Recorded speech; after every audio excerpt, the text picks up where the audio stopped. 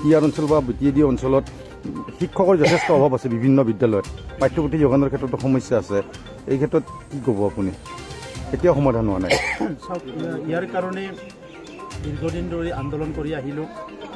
আৰু এতিয়াও মই অসম চৰকাৰক দাবী জনাওঁ কি যিমান পাৰে সোনকালে শিক্ষাৰ সমস্যাটো সমাধান কৰিব লাগে এইটো শিক্ষকৰ সমস্যাই হওক এইটো পাঠ্যপুথিৰ সমস্যাই হওক যিমানখিনি সমস্যা আছে শিক্ষাৰ এইটো 100% সমাধান কৰিব লাগে এইটো মই চৰকাৰক আহ্বান কৰোঁ বহুত জব কাৰ্ড কেলেংকাৰী হৈছে আৰু জব কাৰ্ড আঁচনিৰ নামত প্ৰায় 650 কোটি টকা যোৱা 2 বছৰত BPFৰ নেতাবিলাকে আত্মসাৎ কৰিছে ইয়াৰ আমি ইনকুৱাৰী বিচাৰিছোঁ দুটা ইনকুৱাৰী লাগে BTC বিভিন্ন ডেভেলপমেণ্ট আঁচনি এইটো মানে এটা যিটো অডিট হ'ব লাগে আৰু কেক ৰিপৰ্টত যিটো ওলাইছে ইয়াৰ বাহিৰে এতিয়া ফৰেনচিক অডিট হ'ব লাগে এইটো আমি দাবী কৰিছোঁ PMAY ঘৰৰ ক্ষেত্ৰতো যথেষ্ট কেলেংকাৰী হোৱা বুলি চাওক মানে বহুত PMAYৰ ঘৰ নবনাকে পইচা খাই দিছে আৰু কিছুমান সাৱধান কৰি থৈ দিছে এইটোৰ কাৰণে আজি আমাৰ যিটো দুখীয়া গৰীব মানুহ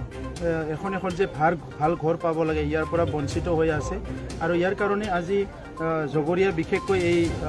BPF চৰকাৰে তো সেইকাৰণে আমি UPPL দল হিচাপে আমি চৰকাৰৰ ওচৰত মানে দাবী জনাব বিচাৰিছোঁ যে এই কেলেংকাৰীৰ ওপৰত তদন্ত হ'ব লাগে আৰু অনাগত দিনত যিটো মানে PMAYৰ ঘৰ দিব এইটো মানে অলপ ষ্ট্ৰিক্টলি কিছুমান ৰুল ইয়াত বান্ধি দিব লাগে কাৰণ আগৰ যিখিনি ৰুল আছিলে সেই ৰুলৰ মাজত বহুতখিনি কেৰুণ আছে আৰু সেইকাৰণে আজি কৰাপশ্যন কৰিব পাৰিছে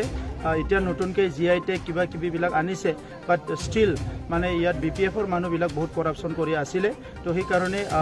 আগত যিখিনি কিবা কৰিলে ইয়াৰ ওপৰত এনকুৱাৰী হ'ব লাগে একশ্যন হ'ব লাগে আৰু আমি UPPL দল হিচাপে আমি ছাৰ্ভে কৰি আছোঁ যে একচুৱেলি কিমান মানুহ 17 বছৰত ঘৰ পালে কিমানৰ সাৱধান হ'ল আৰু আমি এই ছাৰ্ভেটো হৈ যোৱাৰ পিছতে কেন্দ্ৰ চৰকাৰক দাবী জনাম কি যিমানখিনি ঘৰ ৰৈ গ'ল সেইখিনি ঘৰ যাহাতে এবাৰতে বনাই দিয়ে আৰু যদি যিসকল জড়িত আছে সেইসকলৰ ক্ষেত্ৰত কি ক'ব কৰাপশ্যনৰ ক্ষেত্ৰত একশ্যন ল'ব লাগিব কোনো কৰাপশ্যন কৰি আজিলৈকে সাৰি যোৱা নাই চিদাম্বৰমৰ নিচিনা মানুহ যদি জেলত গৈছে আৰু বাকীবিলাক আৰু ক'ত থাকিব চ' চবেই আজি যিবিলাক আয়োৱা জব কাৰ্ডৰ পইচা খাইছে বৃদ্ধ পেঞ্চনৰ পইচা খাইছে এই অংগনবাদীৰ পইচা খাইছে আমাৰ সমবায়ৰ পইচা খাইছে কোনো এজন ব্যক্তি সাৰি নাযায় চবে জেলত যাব লাগিব সমবায় চাউল অনা এজেণ্টবিলাকৰ সমবায় এজেণ্টবিলাকৰ টকাটো দিয়া নাই যি মানে অলপ কমিশ্যন তেখেতসকলে পাব লাগে এই কমিশ্যনৰ পইচাটো সমবায়ৰ EM আৰু অফিচাৰবিলাক লগ লাগি খাই দিছে অসম চৰকাৰে এইটো ক্লিয়াৰলি কৈছে যোগান মন্ত্ৰীয়ে মই এমাহ আগতে সুধিছিলোঁ আৰু তেখেতে কৈছে যে অসমত এমাহৰে পেণ্ডিং আছে বাকীখিনি চব আহিছে কিন্তু ইয়াত BTCত আহি পেলাই 40 মাহৰ যিটো আছে কমিশ্যন এইটো মানে আমাৰ সমবায়ৰ যিবিলাক ব্যক্তি আছে এজেণ্টবিলাক আছে